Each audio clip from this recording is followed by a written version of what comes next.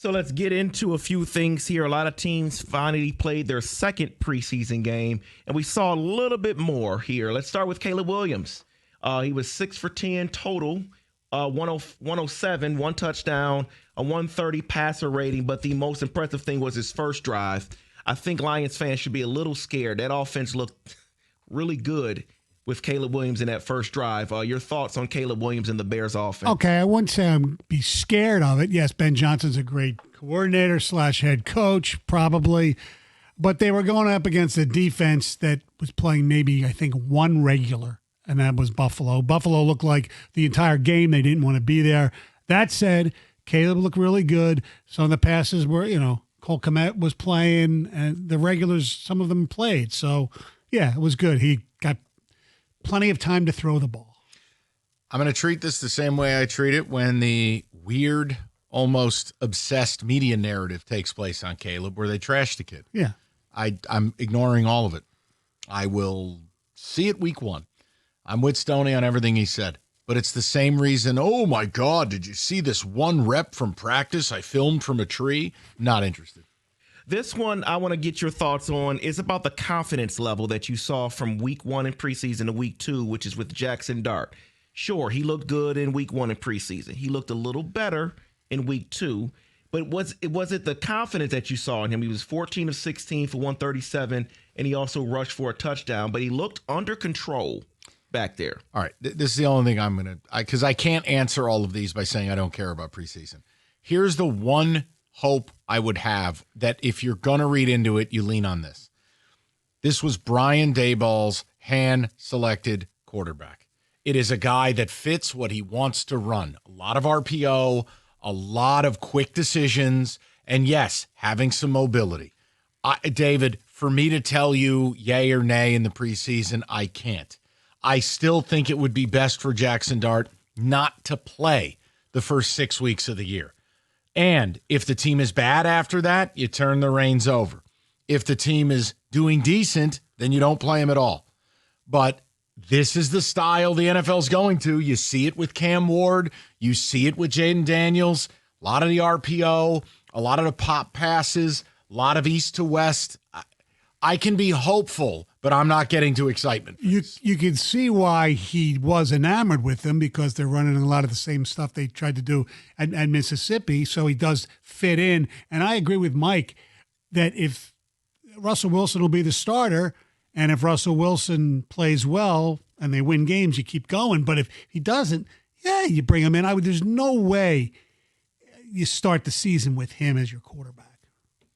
This next one here is probably great news for Sam Darnold, because the Seahawks decided to go out there and actually show and try to force the run game. They rushed for 268 yards, 5.6 on a clip. And yes, their first-round selection, Greg Zabel, was out there on the offensive line and creating havoc out there, creating huge holes. Great sign for Sam Darnold that the run game is going to be what they try to do in Seattle. I saw something on Pro Football Focus. Somebody tweeted out Zabel had great grades, if you believe their grades of offensive linemen. From some guy in Hungary in his basement. Kenneth Walker III didn't even play in that game. Charbonnet was really good, but they were pounding the ball, and that is good for a guy like Sam Darnold, who's probably better in play-action situations. Yes, it'll come down to health. Both K9 and Charbonnet have had really spotty health track record. If they're available, it's a really nice one, too. That's a sneaky team to win that division, by the way. See, Arizona's my deal out there. And Rico makes fun of me, but he always comes back to the same thing. Oh, Kyler's short. I just stopped listening.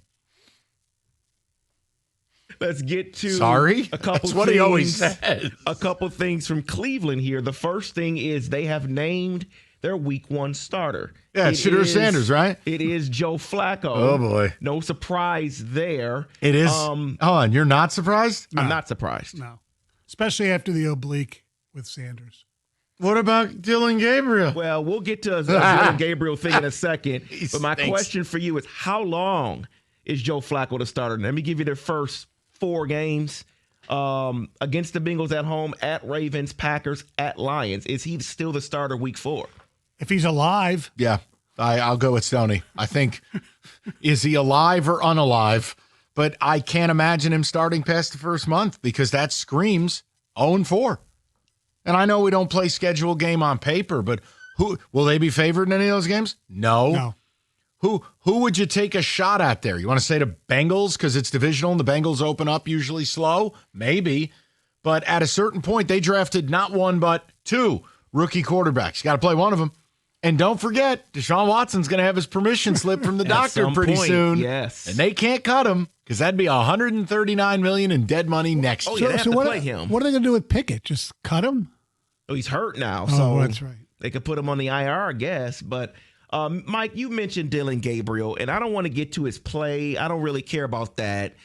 I just want to say maybe there was an overreaction to a comment he made. You think? During a interview during the game where he was asked the question. This was the question asked. They were trying to make sure the outside noise doesn't infiltrate what's going on internally. That was part of the question. He answers, there are entertainers and there are competitors, and I totally understand that. My job is to compete, and that's what I'm doing. And there's more to it. But everyone wanted to make this about Shedeur Sanders. No, he wasn't talking about Shedeur Sanders. And then he addressed it at the press conference afterwards. And says, look, you all are entertainers. That's why I'm not talking about Shedeur Sanders. I don't want to go down this lane because it leads me to a place where I just talk for 30 minutes and get angry. We have never been worse as a media, ever. I mean, this 24/7, 365-day-a-year sports thing where people feel like they have to fill every void. Dude, this is what happens. Did you see the way Dillon Gabriel looked at a pigeon? He's not fit to start. Read my column. And you're like, what? Well, no, because there was another one also during the Dallas Cowboys because Dallas Cowboys, Micah Parsons was on the podcast and he talked about how he likes Denver. So they tried to use that on their broadcast and say, well, he's out of here. He's going to Denver. It's like, why are you trying to find controversy? Because you need to fill the void. What? Stoney's scratching his head. This is a verbal medium, Michael. I'm agreeing with you. They come up with some of the most bizarre stuff. Why? Because they think that idiots like us are going to talk about it. And then let's close it out with this one because maybe the story was overblown. Matthew Stafford has returned to practice today. He is moving. He is throwing the ball. Oh, where's Rico? Oh, Michael. You're missing the mark here. I'm just telling you, the guy had an agreement with the franchise. He wasn't going to bother with camp. Oh, Stafford's back? He's back today. By the way, I wanted to ask you one quick thing here. When you mentioned Dillon Gabriel, and you mentioned Rico and Kyler Murray. Yeah. Who would win who would be able to post each other up if they played one-on-one? I'd take Kyler. Okay. I think Kyler's a far superior athlete. But he'd post them up though. Well, Who's yeah, taller? but that's like a one-on-one lollipop guild game. I mean, who's interested in that? I know. Look, I believe Arizona's going to be good. This is the most complete Cardinal team. They invested in the defense. I think they're going to be really good. I take a lot of heat in this show for it. But I'm like, I'm sorry, I didn't pick the Niners. I just think Arizona's going to be good. I don't disagree. Oh, but he's short. Okay, we got anything else? That is in football today.